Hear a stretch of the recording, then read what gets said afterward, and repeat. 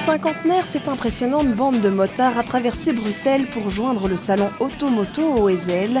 C'est le retour de la Biker Parade qui n'avait plus été organisée depuis plusieurs années. Seul changement, le nombre de motards aujourd'hui limité à 600. 600 passionnés qui ont voulu se faire plaisir et promouvoir leurs moyens de transport.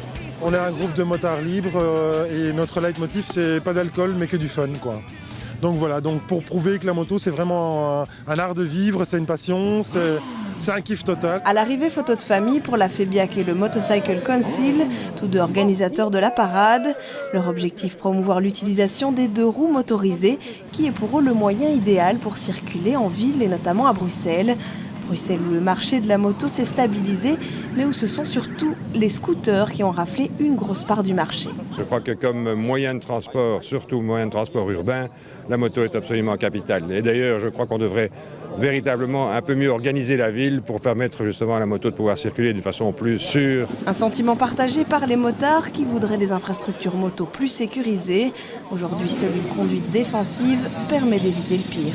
Soyons très clairs, le deux roues sera toujours plus dangereux qu'une voiture. Nous n'avons pas de protection passive comme une voiture. Ce sera toujours plus dangereux.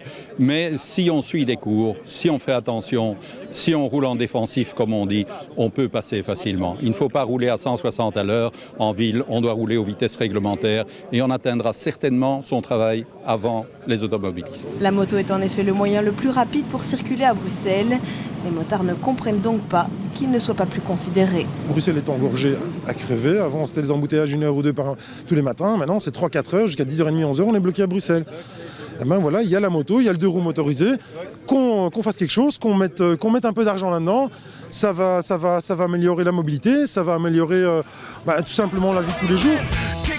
En récompense, les motards ont eu un accès spécial au salon Automoto, prolongé de 20 à 22 heures par une nocturne exclusive où tous les curieux étaient invités à visiter gratuitement les palais motos du salon.